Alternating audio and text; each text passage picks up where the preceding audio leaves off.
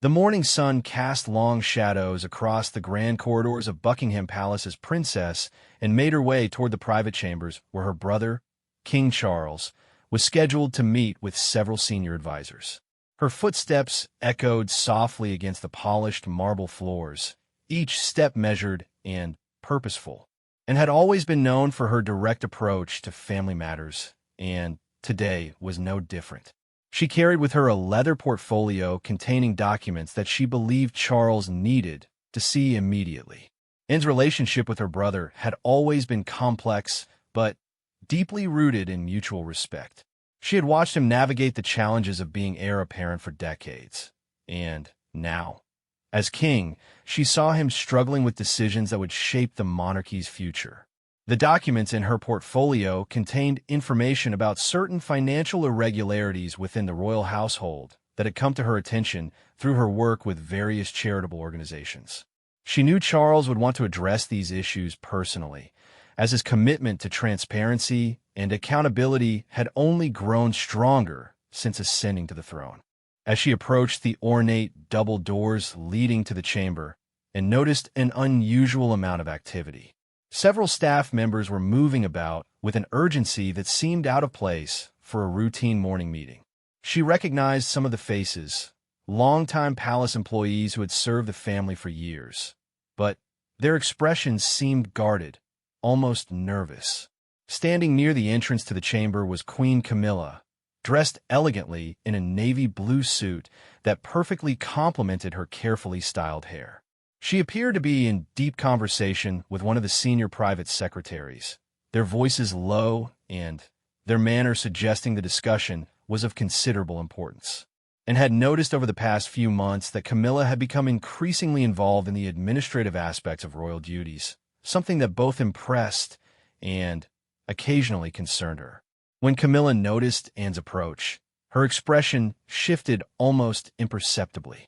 The warm smile that typically graced her features when greeting family members seemed slightly forced, and there was something in her eyes that Anne couldn't quite identify. It was a look she had seen before in political circles, the careful composure of someone who was managing a delicate situation. "And how lovely to see you this morning," Camilla said, stepping forward with her arms extended in a gesture that seemed both welcoming and somehow blocking.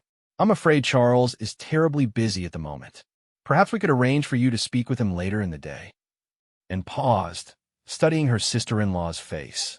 In all her years of dealing with diplomatic situations and navigating royal protocol, she had developed an instinct for reading people, and something about Camilla's demeanor triggered that instinct now. The suggestion to postpone the meeting was delivered with perfect politeness, but there was an underlying firmness that suggested it wasn't really a suggestion at all. "I appreciate your concern for Charles's schedule," Anne replied carefully, "but I believe he'll want to see these documents immediately. They pertain to matters that could affect the reputation of the crown if not addressed promptly." The mention of potential threats to the crown's reputation caused a brief flicker of something, perhaps alarm, perhaps calculation, to cross Camilla's features. She maintained her composed smile, but her grip on her small handbag tightened almost imperceptibly. "Of course, I understand the urgency," Camilla responded smoothly. "However, Charles specifically asked not to be disturbed this morning. He's dealing with some particularly sensitive international matters that require his complete attention. I'm sure you understand how these things can be," and felt a growing sense of unease. While it was true that Charles often had demanding schedules filled with sensitive matters, he had never instructed family members to be turned away without explanation, especially not Anne, whose judgment he had always trusted implicitly. Moreover, she had specifically arranged this meeting with Charles's private secretary just 2 days earlier, and there had been no mention of any conflicts or restrictions. "Perhaps I could wait until his current meeting concludes," Anne suggested, maintaining her diplomatic tone while making it clear she had no intention of simply leaving. "These documents really cannot wait, and I believe Charles would agree once he understands their contents." Camilla's smile became even more strained, and she glanced toward the closed doors of the chamber as if considering her options. The private secretary who had been standing nearby seemed to sense the growing tension and discreetly moved away, clearly preferring not to be caught in the middle of what was becoming an increasingly uncomfortable exchange. "I'm afraid that won't be possible either," Camilla said, her voice taking on a slightly sharper edge despite her continued attempt to maintain pleasantries. "The meetings today are expected to run quite late, and Charles has expressed his desire not to add anything else to his agenda. I'm sure whatever you need to discuss can be handled through the proper channels." The phrase "proper channels" struck and as particularly odd. In family matters, especially those involving potential threats to the monarchy's reputation, there had never been any question about direct access between siblings. Charles had always maintained that certain family members, particularly, and given her extensive experience and sound judgment, should never have to navigate bureaucratic channels for urgent matters, and found herself studying the closed doors behind Camilla with growing curiosity. She could hear the low murmur of voices from within, but something about the quality of the sound suggested the conversation was more casual than she would expect from a crucial international meeting. There was even what sounded like laughter, not the polite, diplomatic laughter of formal negotiations, but something more relaxed and social. "Camilla," and said, deciding to be more direct, "I'm going to be frank with you. These documents contain information about financial irregularities that could potentially embarrass the family if they become public. Charles needs to know about this immediately so we can address the situation before it escalates. Surely any other meeting can be interrupted for a few minutes to deal with something this important." For a moment, Camilla's carefully maintained composure slipped entirely, and saw something flash in her eyes, not just annoyance or inconvenience, but something that looked almost like panic. It was gone so quickly that someone less observant might have missed it entirely, and had spent years in diplomatic situations where reading micro-expressions could mean the difference between success and failure. "And I really must insist," Camilla said, her voice now carrying an unmistakable note of authority. "Charles has given me specific instructions about his schedule today, and I intend to honor those instructions. I'm sure you can appreciate the importance of respecting his wishes, particularly during such a challenging time for the monarchy." The invocation of loyalty to Charles, and the monarchy felt manipulative to, and as if Camilla was suggesting that any attempt to bypass her guidance would somehow be disloyal to the king himself. It was a clever tactic, but one that only increased Anne's determination to understand what was really happening, and glanced around the corridor, noting the continued presence of staff members who seemed to be lingering nearby without any apparent purpose. Their presence felt orchestrated, as if they had been positioned to witness this conversation. The thought occurred to her that perhaps this entire situation had been planned in advance, that Camilla had anticipated her arrival and prepared for this confrontation. "Very well," and said finally, her tone suggesting acceptance while her mind continued to work through the implications of what had just occurred. "I'll respect Charles's wishes, as you've communicated them to me. However, I hope you'll ensure that he receives these documents at the earliest possible opportunity. The contents really cannot wait much longer." She extended the leather portfolio toward Camilla, watching carefully for her reaction. If Camilla truly was acting on Charles's behalf, and in his best interests, she would accept the documents readily and ensure their prompt delivery. If, however, she had other motivations, her response might reveal more about what was really happening. Camilla hesitated for just a moment before taking the portfolio, and in that hesitation, and saw confirmation of her growing suspicions. "Of course," Camilla said. "I'll make sure Charles receives these as soon as his schedule permits." The vague promise about when his schedule permits was exactly what Anne had expected and feared. She realized that once those documents left her possession, she would have no way of ensuring they actually reached Charles, or of knowing when he had seen them and what his response might be. "Thank you," and replied formally. "I'll expect to hear from Charles about these matters within the next day or two. They really are quite urgent." As Anne turned to leave, she made mental notes about everything she had observed. The unusual staff activity Camilla's defensive posture, the sounds from within the chamber that didn't match the description of serious international meetings, and, most importantly, the sense that she had been deliberately prevented from seeing her brother. Her years of experience in both military and civilian leadership roles had taught her to trust her instincts, and every instinct she possessed was telling her that something was very wrong with this situation. Walking back through the palace corridors, and began to formulate a plan. If normal channels of communication with Charles were being blocked, she would need to find alternative ways to ensure he received the information he needed. More importantly, she would need to understand why those channels were being blocked and who was really behind the obstruction. The implications were troubling on multiple levels. If Camilla was acting independently to control access to Charles, it suggested a level of manipulation that could be devastating to both their marriage and the monarchy itself. If, on the other hand, Charles had actually given instructions to limit access from family members, it would represent a fundamental change in his approach to leadership that had found difficult to believe. As she reached her own offices within the palace and began making discreet inquiries with staff members she trusted, what she learned over the next few hours only deepened her concerns and set in motion a series of events that would ultimately test the very foundations of the royal family's unity and trust. The first part of what would become a defining crisis for the monarchy had begun with a blocked doorway and a leather portfolio full of documents. But, as I would soon discover, the documents themselves were only the beginning of a much larger and more complex web of deception and manipulation that threatened everything the family held dear. The seeds of doubt had been planted, and in the days to come, they would grow into a confrontation that would force Charles to choose between his loyalty to his wife and his obligations to his family and the crown. For now, however, and could only watch and wait, gathering information and preparing for what she increasingly suspected would be a battle for the very soul of the monarchy. In her private office, surrounded by photographs spanning decades of royal service and family memories, Princess Anne opened her personal diary and began to write.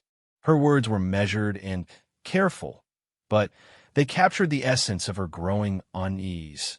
Today I was prevented from seeing Charles about matters of urgent importance to the crown. The person who blocked my access claimed to be acting on his instructions, but something about the entire situation felt orchestrated and deceptive. I fear we may be facing a crisis of trust that could have far-reaching consequences for our family and the institution we serve. The entry would prove to be prophetic, marking the beginning of a period that would test every relationship within the royal family and ultimately force them all to confront uncomfortable truths about power, loyalty, and the price of protecting the monarchy from threats both external and internal. 3 days had passed since Princess Anne's encounter with Queen Camilla outside the chamber doors, and the leather portfolio containing the urgent documents had seemingly disappeared into the administrative maze of the palace, and had received no word from Charles, no acknowledgement that he had even seen the materials, and no invitation to discuss the serious financial irregularities they contained. Each day that passed without contact only deepened her conviction that something was fundamentally wrong with the situation, and had spent those 3 days conducting her own quiet investigation, speaking carefully with trusted staff members and longtime palace employees who had served the family through multiple transitions and crises. What she learned painted a picture that was both disturbing and increasingly clear. Over the past several months, there had been a subtle but noticeable shift in how information flowed to and from the king. Mrs. Henderson, who had served as a senior administrator for over 20 years, confided during a chance encounter in the palace gardens that several important documents had been redirected through Queen Camilla's office rather than going directly to Charles, as had been the historical practice. "It's presented as efficiency," Mrs. Henderson explained, glancing around to ensure they weren't overheard, "but it's quite different from how things operated during previous years." The head groundskeeper, a man who had maintained the palace gardens through 3 decades of royal residence, mentioned that Charles's usual morning walks had become less frequent and were now often accompanied by advisors who seemed more focused on briefing him than allowing him the quiet reflection time he had always valued. His Majesty seems more rushed these days, the man observed. Less time for the informal conversations with staff that he's always enjoyed. Most telling was a conversation and had with one of Charles's longtime private secretaries, a discreet and loyal man who had navigated the complex dynamics of royal service with remarkable skill. He spoke carefully, choosing his words with the precision of someone who understood the delicate nature of what he was sharing. "Your Royal Highness," he said during a private meeting in Anne's office, "I hope you'll understand that I'm speaking out of concern for His Majesty's welfare. There have been changes in how information is prioritized and presented to the king. Documents that once went directly to him are now reviewed elsewhere first, and meetings that were once arranged through his personal calendar are increasingly being coordinated through alternative channels." And understood immediately that alternative channels was a diplomatic way of referencing Queen Camilla's growing influence over Charles's schedule and information flow. The implications were staggering. If Charles was being systematically isolated from certain types of information or from direct contact with family members, it represented a level of control that went far beyond the normal advisory role of a royal consort. Armed with this information, Anne decided to take a more direct approach. She arranged to attend the weekly family briefing that Charles traditionally held with senior royal family members to discuss upcoming engagements and coordinate their public activities. It was a long-standing tradition that predated Charles's reign, and one that had always been considered an inviolable part of family coordination. When Anne arrived at the designated conference room, however, she found it empty except for a single staff member who seemed surprised to see her. After a brief and awkward conversation, it became clear that the meeting had been postponed indefinitely due to scheduling conflicts. No one had bothered to inform Anne of this change, despite the fact that she had attended these meetings regularly for years. The pattern was becoming unmistakable and was being systematically excluded from normal channels of communication with Charles, and these exclusions were being implemented in ways that made them appear routine rather than deliberate. It was a sophisticated form of isolation that required careful planning and coordination among multiple palace staff members. Determined to reach Charles directly, and decided to visit him during what she knew was his traditional afternoon tea time, a period he had always kept relatively informal and open to family visits. She made her way to his private sitting room, a comfortable space filled with personal photographs and artwork that reflected his interests in architecture and environmental conservation. When she arrived, she found the door closed and could hear voices from within. Unlike her previous encounter outside the chamber, this time she could clearly distinguish the speakers. Charles was inside, along with Queen Camilla and what sounded like at least two other people. The conversation seemed animated and friendly, hardly the emergency meetings or critical international negotiations that had supposedly kept him unavailable for days. And knocked gently on the door, and the conversation inside stopped abruptly. After a moment, she heard footsteps approaching, and the door opened to reveal Queen Camilla, who seemed genuinely startled to see her standing there. "And," Camilla exclaimed, her surprise evident despite her attempt to quickly compose herself. "What a pleasant surprise. I'm afraid Charles is in the middle of a rather important discussion at the moment." From inside the room, and could hear Charles's voice calling out, "Who is it, darling? If it's about the Scottish estate meeting, tell them we'll need to postpone until next week." "It's Princess," and Camilla called back, and noticed the slight hesitation before she added, "She was hoping to speak with you." There was a moment of silence from inside the room, followed by the sound of chairs moving and what seemed like hasty whispered consultations. Finally, Charles appeared at the door, his face lighting up with genuine pleasure at seeing his sister. "And how wonderful! Please, come in," he said, stepping aside to welcome her into the room. As Anne entered, she saw the other occupants of the room, Lord Patterson, a longtime family friend and advisor, and Lady Morrison, who served on the boards of several royal charities. They were both sitting comfortably with teacups and small plates, clearly in the middle of what appeared to be a social visit rather than any kind of urgent business meeting. "I hope I'm not interrupting anything critical," Anne said, studying the faces around her. "I was told you've been dealing with emergency situations that couldn't be disturbed." Charles looked genuinely puzzled. "Emergency situations? I'm not aware of any particular emergencies at the moment. We were just having a pleasant chat about the upcoming charity gala and some ideas for expanding the environmental initiatives." And felt a chill run down her spine as the implications of Charles's response became clear. Either he was being deliberately deceptive with her, which seemed entirely out of character, or he genuinely wasn't aware that people had been turning away visitors and postponing meetings in his name. "Charles," and said carefully, "I've been trying to reach you for several days about some urgent documents I needed you to review. Each time I've tried to arrange a meeting, I've been told that you're too busy with critical matters to be disturbed." The confusion on Charles's face deepened, and he glanced at Queen Camilla with a questioning expression. "Documents? I don't recall being told about any urgent documents from you." "What sort of documents?" Before Anne could respond, Camilla stepped forward with a bright smile that seemed forced. "Oh, those documents.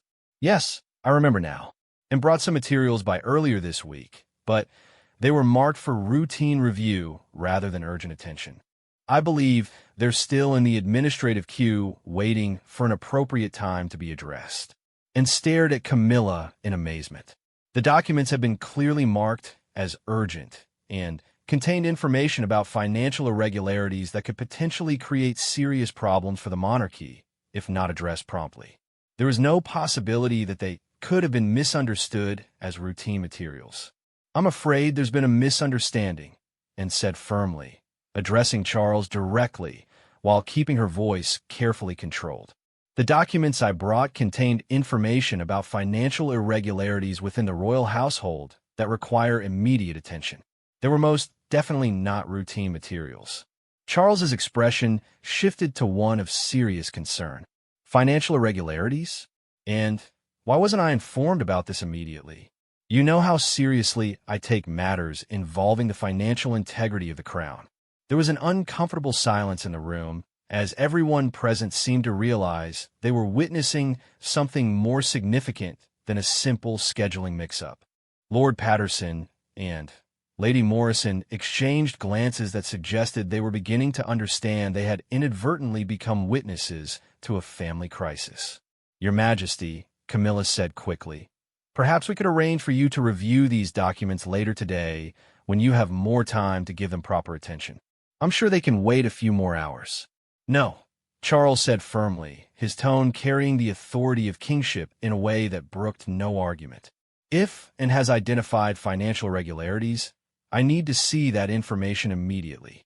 The integrity of the Crown's financial management is not something that can wait for convenient scheduling."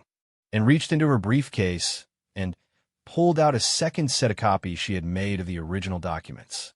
"I brought additional copies," she explained, "since I wasn't sure what had happened to the originals." As Charles began reviewing the documents, his expression grew increasingly grave. The materials detailed a pattern of unauthorized expenditures and questionable accounting practices that had been discovered through Anne's work with various charitable organizations that received royal patronage. While not necessarily illegal, the irregularities represented exactly the kind of financial management issues that could create significant public relations problems if they became public. "My God," Charles murmured as he read through the details. "How long has this been going on? And why am I only seeing this now?" And looked directly at Camilla as she responded. "I first attempted to bring these to your attention 3 days ago. I was told you were too busy to be disturbed." The weight of the implication hung in the air like a toxic cloud. Charles looked up from the documents with an expression that combined confusion, concern, and growing anger. "Camilla," he said quietly, "can you explain to me why information of this importance was not brought to my attention immediately?" Queen Camilla's carefully maintained composure finally began to crack under the pressure of direct questioning from Charles. There were so many urgent matters competing for your attention. I thought it would be better to wait for a time when you could give the issue your complete focus." Issues involving potential financial impropriety within the royal household always receive my complete and immediate focus, Charles replied, his voice carrying a steel edge that and had rarely heard before. There is no matter more urgent than protecting the integrity of the crown. Lord Patterson and Lady Morrison had become visibly uncomfortable with the family tension playing out before them, and they began making polite excuses to leave. As they gathered their belongings, and could see the concern in their expressions, and realized that word of this confrontation would likely spread quickly through the tight-knit circle of royal advisors and friends. Once they were alone, Charles turned to face both and Camilla with an expression that demanded complete honesty. I want to understand exactly what has been happening here, and tell me about every attempt you made to reach me, and Camilla, I want to know about every decision you made regarding its access and these documents. What followed was a painful and detailed reconstruction of the events of the past several days. As the full scope of the situation became clear, Charles's expression grew darker and more troubled. It wasn't just about the blocked access or delayed documents. It was about a pattern of control and manipulation that called into question the very foundation of trust upon which their marriage and his reign depended. The conversation continued late into the evening, with Charles demanding explanations for decisions that seemed increasingly difficult to justify as simple misunderstandings or well-intentioned protective measures. By the time they finished, the relationships between all three family members had been fundamentally altered, and Charles found himself facing questions about trust and loyalty that would haunt him for weeks to come. As Anne finally left the palace that evening, she reflected on how a simple attempt to share important documents had uncovered a web of control and deception that threatened to tear apart the very fabric of the royal family. The worst part was the growing realization that this was likely only the beginning, that other family members and important advisors might also have been systematically excluded from access to Charles without his knowledge or consent. The monarchy had faced many challenges throughout its history, but few had been as personal or as potentially destructive as the crisis of trust that was now brewing within its very heart. And Charles, caught between his love for his wife and his obligations to his family and the crown, would soon be forced to make choices that would define the rest of his reign. The week following the confrontation in Charles's private sitting room brought an atmosphere of tension to Buckingham Palace that seemed to permeate every corridor and conversation. Staff members moved with the careful deliberation of people who understood that they were navigating a minefield of family dynamics and institutional politics. The easy camaraderie that had traditionally characterized the working relationship between family members and their support staff had been replaced by an uncomfortable formality that everyone noticed, but no one dared to discuss openly. Charles found himself in a uniquely difficult position of trying to investigate his own household while maintaining the delicate balance of his marriage and his royal duties. The financial irregularities that Anne had brought to his attention had proven to be even more extensive than the initial documents had suggested. A thorough review conducted by the Royal Accounting Office revealed a pattern of expenditures that, while technically authorized, showed a troubling lack of oversight and accountability. More disturbing to Charles than the financial issues themselves was the growing evidence that information about these problems had been systematically kept from him for months. Internal memos and email communications revealed that several staff members had attempted to bring concerns to his attention, only to be redirected through channels that ultimately led nowhere. The pattern suggested a level of coordination that went far beyond simple administrative oversight. During this period, Charles began paying closer attention to the flow of information in his daily routine. He started noticing things that had previously seemed like minor administrative improvements, but now appeared in a more sinister light. Meetings that had traditionally been scheduled directly with him were increasingly being coordinated through Queen Camilla's office. Documents that had once arrived on his desk within hours of being submitted were now taking days to reach him, often with annotations and summaries that seemed designed to minimize their apparent urgency. Most troubling of all was Charles's growing realization that his contact with other family members had become increasingly limited and formal. Phone calls that had once been routine and spontaneous were now scheduled through official channels. Informal family gatherings that had been a cornerstone of royal family unity had been gradually replaced by structured events with specific agendas and time limits. The discovery that perhaps cut deepest was hidden within the correspondence files of his personal secretary. Charles found records of multiple attempts by Prince William to arrange private meetings with his father over the past 2 months, meetings that Charles had never been told about. Each request had been politely declined on his behalf, with explanations about scheduling conflicts and urgent state business that Charles couldn't remember being involved in during those periods. When Charles confronted his personal secretary about these miscommunications, the man's discomfort was immediately apparent. "Your Majesty," he said carefully, "I was instructed that all scheduling requests should be coordinated through the Queen's office to ensure better coordination of your time and priorities. I assume these arrangements have been approved by you." The phrase "instructed by whom" hung in the air between them, though both men understood the answer without it being spoken aloud. Charles realized that his staff had been placed in an impossible position, caught between conflicting directives from people they were trained to obey without question. That evening, Charles arranged for a private dinner with Prince William, deliberately scheduling it through his own personal contacts rather than through any official channels.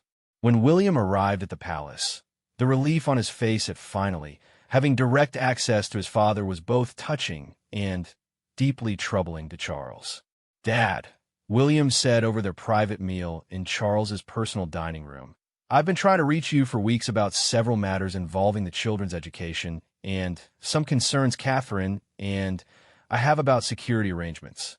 Every time I've called, I've been told you're unavailable and that someone would get back to me, but no one ever has." Charles felt a familiar knot forming in his stomach as yet another piece of the puzzle fell into place. "Tell me about everything you've tried to discuss with me," he said quietly. "I want to understand the full scope of what I've been missing." What William described over the next hour painted a picture of systematic exclusion that extended far beyond the issues and had uncovered.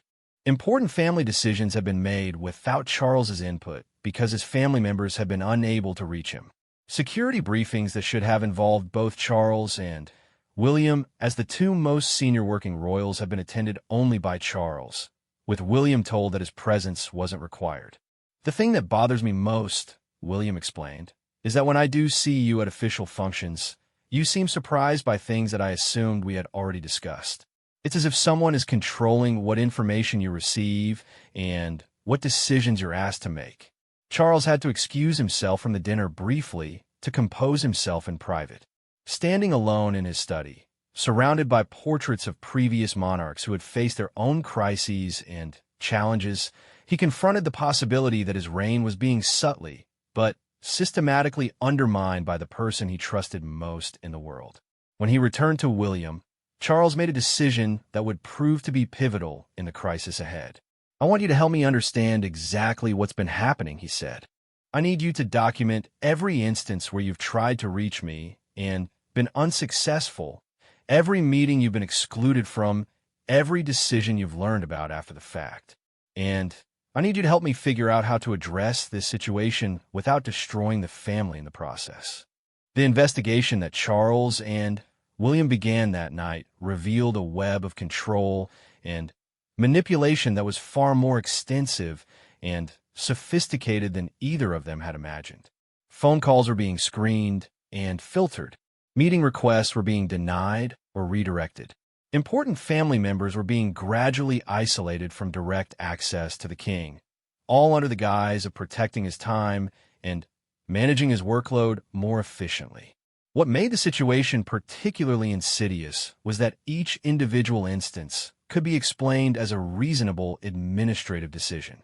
Taken together, however, they formed a pattern that effectively placed Queen Camilla in the position of gatekeeper for all information and access related to Charles's personal and family affairs. 3 days into their investigation, Charles made another disturbing discovery. While reviewing his calendar for the past month, he noticed that several appointments he thought he had attended were actually meetings that Camilla had attended on his behalf. Staff members had been told that the king had delegated these responsibilities to the queen, but Charles had no memory of making such delegations. The most serious of these involved a meeting with representatives from the Commonwealth nations regarding upcoming policy changes that would affect trade relationships. Charles had been told the meeting had been postponed, but it had actually taken place with Camilla representing his views that she had apparently communicated without consulting him first. When Charles confronted Camilla about this particular meeting, her explanation revealed the extent to which she had begun to see herself as entitled to act on his behalf. "Charles, you were dealing with so many other urgent matters that day," she explained. "I know your positions on Commonwealth trade issues well enough to represent them accurately. I was simply being helpful." "Camilla," Charles replied, struggling to keep his voice level, "representing the crown in diplomatic discussions is not something that can be delegated casually." The Commonwealth representatives left that meeting believing they had been given official positions from the British Crown that I never actually endorsed. The conversation that followed was the most difficult of their marriage. Charles had to confront the woman he loved with evidence that she had been systematically controlling his access to information and his relationships with family members. Camilla's responses ranged from defensive justifications to tearful explanations that she had only been trying to protect him from stress and unnecessary burden. "You've been under so much pressure since becoming king," she pleaded. "I've watched you struggle with the weight of responsibility, and I thought I could help by filtering out the less important matters and handling some of the routine decisions myself. I never intended to harm anyone or undermine your authority." Charles wanted to believe that her motivations had been genuinely protective, but the evidence made it clear that the effect of her actions had been to isolate him from his family and to concentrate an unprecedented amount of informal power in her hands, whether intentional or not. She had positioned herself as the primary conduit for all information and access related to the king's personal affairs. The crisis came to a head when Charles discovered that Camilla had been in communication with certain members of the press, providing them with information about family matters and royal business that she presented as being authorized by Charles himself. The leak of this information had the potential to create significant public relations problems for the monarchy, and Charles realized that his wife had unknowingly put the institution he had sworn to protect at serious risk. The confrontation over the press communications lasted through most of a sleepless night, with both Charles and Camilla forced to confront uncomfortable truths about their relationship and their respective roles within the monarchy. By morning, both of them understood that their marriage had reached a crisis point that would require fundamental changes if it were to survive. Charles found himself facing an impossible choice. He could attempt to quietly address the situation internally, risking that the pattern of control and manipulation might continue in more subtle forms. Alternatively, he could take more decisive action to ensure that such problems never occurred again, but at the cost of potentially destroying his marriage and creating a public scandal that could damage the monarchy itself. As dawn broke over London, Charles stood at the window of his private study, looking out over the city he was sworn to serve. He knew that the decisions he made in the coming days would define not only his reign, but also the future of the royal family itself. The crisis that had begun with and being turned away from a chamber door had evolved into a fundamental test of the principles and values that the monarchy was supposed to represent. The weight of kingship had never felt heavier than it did in that moment, as Charles prepared to make choices that would affect everyone he loved and everything he had dedicated his life to protecting. The path forward was unclear, but one thing had become certain. The status quo was no longer sustainable, and the time for difficult decisions had arrived. In the days ahead, Charles would discover that the crisis of trust within his own household was only the beginning of a series of challenges that would test every aspect of his leadership and his character. The royal family was about to face its greatest internal crisis in decades, and Charles would be forced to choose between his personal happiness and his duty to the crown in ways he had never imagined possible. The month that followed Charles's painful discoveries would forever be remembered within the royal family as the time when everything changed. The king found himself walking a precarious tightrope between his duty to the crown, his love for his wife, and his obligations to family members who had been systematically excluded from his life. Each decision he made seemed to create new complications, and the pressure of maintaining public appearances while dealing with private turmoil was taking a visible toll on his health and demeanor. Charles had initially hoped that a series of private conversations with Camilla would resolve the crisis without the need for more dramatic measures. He spent countless hours explaining why her actions, however well-intentioned, had created serious problems for the monarchy and had damaged relationships within the family that had taken decades to build. For a brief period, it seemed as though these discussions were making progress, with Camilla expressing genuine remorse and promising to step back from her involvement in administrative matters. However, Charles soon discovered that promises of change were easier to make than to implement. Despite their conversations, subtle forms of control continued to manifest in ways that suggested either that Camilla was unable to recognize her own behavior or that she was unwilling to genuinely relinquish the power she had accumulated. Staff members continued to receive conflicting instructions about access and scheduling, and family members reported ongoing difficulties in reaching Charles directly. The situation reached a breaking point when Princess Anne discovered that the urgent financial documents she had originally tried to deliver had never actually been forwarded to the appropriate authorities for investigation. Despite Charles's explicit instructions that the matter be handled immediately, the documents had remained in Queen Camilla's office, effectively buried under administrative procedures that seemed designed to delay action indefinitely. When Anne confronted Charles with this discovery, his response was unlike anything his family had seen before. The normally composed and diplomatic king erupted in a fury that spoke to months of accumulated frustration and betrayal. "This is not simply about administrative oversight or good intentions," he told, and in a voice shaking with anger. "This is about a systematic undermining of my authority and a deliberate obstruction of matters vital to the crown." Charles made the decision to bring in external advisors to conduct a formal review of palace communications and administrative procedures. What they found was even more extensive than the family had feared. The investigation revealed that over the past year, dozens of important communications have been intercepted, delayed, or misrepresented. Family members, government officials, and even foreign dignitaries have been given incorrect information about Charles's availability and positions on various matters.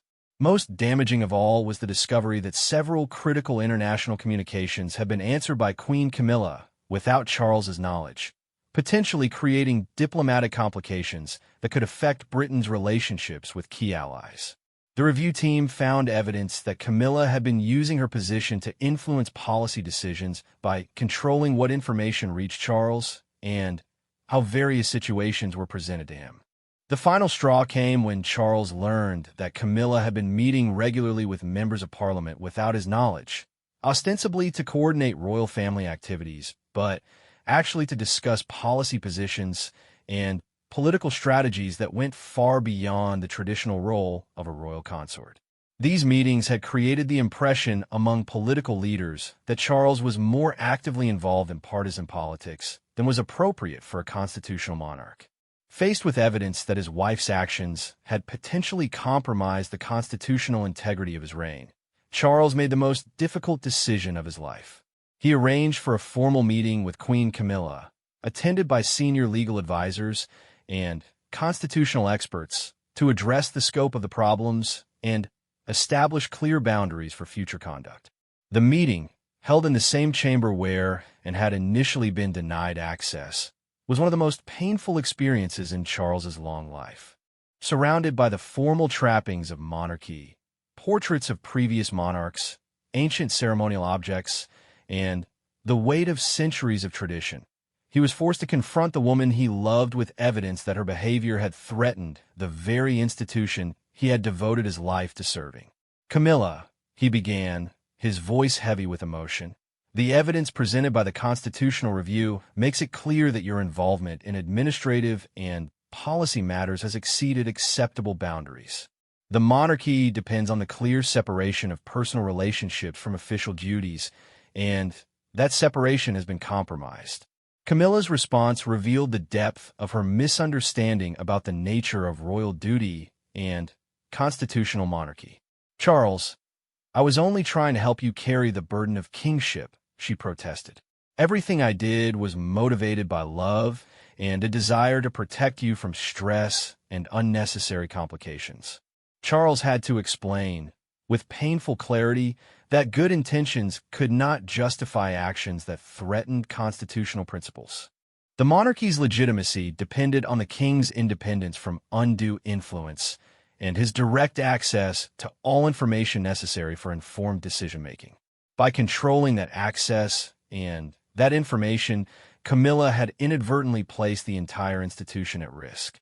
The constitutional experts present at the meeting were unanimous in their assessment that significant changes were necessary to restore confidence in the integrity of royal decision-making.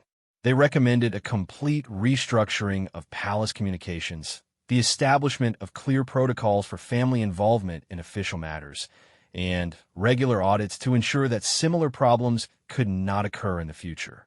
More personally difficult for Charles was their recommendation that Queen Camilla's role be formally limited to ceremonial functions, with her complete removal from any involvement in administrative or policy-related matters. The experts explained that the extent of the problems they had uncovered made it impossible to maintain public confidence in the monarchy without dramatic and visible changes to how the royal household operated. Charles spent 3 days in private reflection, walking alone through the palace gardens and considering his options. He understood that his decision would affect not only his marriage, but also the public perception of the monarchy and the family's ability to function as a cohesive unit. The weight of making choices that would have consequences for generations was almost unbearable. When Charles finally announced his decision to the family, it was with a heaviness that reflected the enormous personal cost of placing duty above personal happiness. Queen Camilla would maintain her title and continue to participate in ceremonial functions, but her involvement in any administrative or policy matters would be completely terminated. All palace communications would be restructured to ensure direct access between Charles and family members, government officials, and other key stakeholders.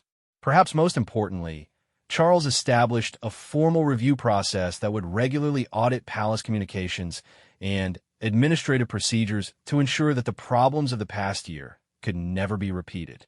He also arranged for family members to have guaranteed access to him through channels that could not be interfered with by anyone else. The implementation of these changes was observed closely by the press and the public, who had begun to sense that something significant was happening within the royal family despite the efforts to maintain privacy. Charles's appearance at public events during this period showed the strain he was under, and royal watchers began to speculate about tensions within the marriage and potential changes to how the monarchy operated. Princess Anne, who had unknowingly triggered the entire crisis by attempting to deliver urgent documents, found herself in the unique position of being both vindicated and burdened by the consequences of her persistence. Her relationship with Queen Camilla never fully recovered from the confrontations, though both women maintained the public facades necessary for family unity. The relationship between Charles and Camilla entered a new phase that was characterized by formal correctness rather than the warm partnership that had previously defined their marriage. While they continued to appear together at official functions and maintain their shared residence, the easy intimacy and collaborative decision-making that had marked their early years as husband and wife had been irretrievably damaged by the crisis of trust. For Charles, the personal cost of upholding constitutional principles and family relationships was enormous. He had been forced to choose between his love for his wife and his obligations as king, and while he had made what everyone agreed was the right decision, the emotional toll was visible to everyone who knew him well. The royal family gradually began to heal from the crisis, with normal communication patterns restored and family members once again having direct access to Charles for important matters.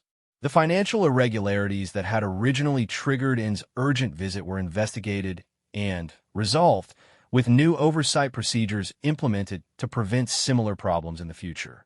However, the scars from the period of manipulation and control would never fully fade. Trust, once broken, proved difficult to rebuild completely, and family dynamics were forever altered by the knowledge of how easily relationships could be compromised when power was concentrated in the wrong hands. In his private moments, Charles often reflected on how close the monarchy had come to a crisis that could have undermined its constitutional foundation.